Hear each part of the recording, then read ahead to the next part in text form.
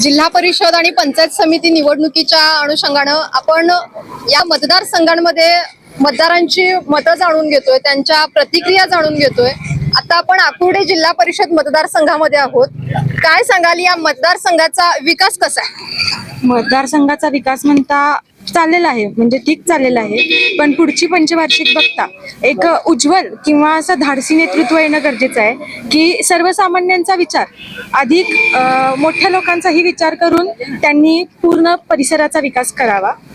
ज्याप्रमाणे आपले आप्पा आहेत ज्याप्रमाणे त्यांनी सत्तेमध्ये असताना आणि सत्तेनंतरही त्यांनी पूर्ण पंचक्रोशीचा विकास केलेला आहे. आपलं मौनी विद्यापीठ बघता, मौनी विद्यापीठामध्येही त्यांनी खूप छान कामगिरी केलेली आहे.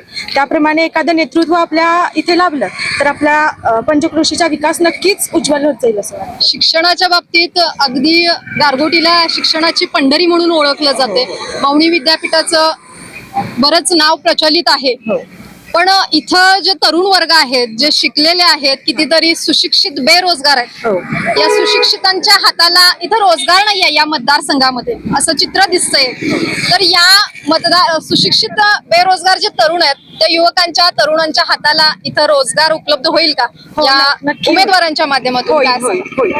एखादा आपणसारखा एखादं नेतृत्व जर पुढे आलं तर नक्कीच सगळे उमेदवार आहेत, सगळे जे आहेत त्यांना बेरोजगारी न राहता कुठेतरी रोजगार प्रत्येक हाकेला प्राप्त होईल. इथं बऱ्यापैकी हा ग्रामीण भाग आहे. ग्रामीण भागामध्ये शेतकरी वर्ग मोठ्या प्रमाणामध्ये आहे. शेतकऱ्यांचं आता पहिलं तर खतांचे, बी बियाणांचे दर अगदी वाढलेले आहेत.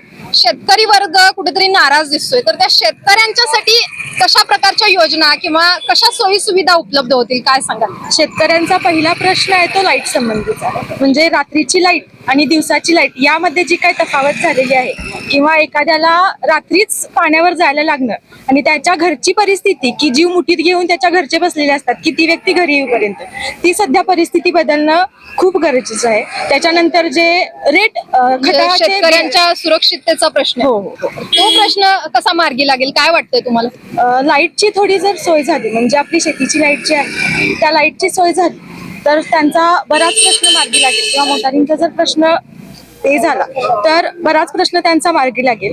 त्याच्यानंतर आहे ते वाढत चाललेले बी बियाणांचे आणि खतांचे दर, त्या मात्रेत त्यांच्या उत्पन्नाला दर मिळत नाहीये, त्यांना बाजारपेठ नीट अशी मिळत नाहीये.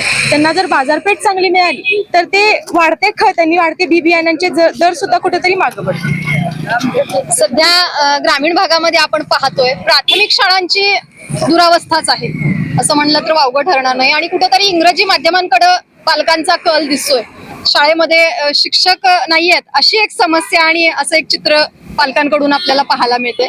या विषयानं या प्राथमिक शाळांसाठी कशा पद्धतीनं प्रयत्न, तुम्ही आता आप्पांचे कार्यांविषयी सांगितलं, इथले म्हणजे या जिल्हा परिषद साठी ते उमेदवार म्हणून आहेत, त्यांच्या माध्यमातून या प्राथमिक शाळांसाठी कशा पद्धतीनं कार्य होईल असं तुम्हाला वाटतंय? प्राथमिक शाळांसाठी घडवणुकीचं हे त्यांनी आधीपासूनच घेतलेलं आहे, पण यात थोडीफार जबाबदारी येते ती पालकांची सुद्धा येते, की इंग्लिश मिडियमच्या कुठेतरी आहारी जाऊन प्रत्येकानंच आपलं मूल इंग्लिश मिडियमला जर घालायचं ठरवलं तर आपल्या प्राथमिक शाळा किंवा आपण जिल्हा परिषदच्या शाळा ज्या म्हणतो त्यावर येणं मुश्किलच ठरलेलं आहे. आणि त्यामुळेच कुठेतरी शिक्षकांची सरप्लस होऊन त्यांची संख्या कमी आली.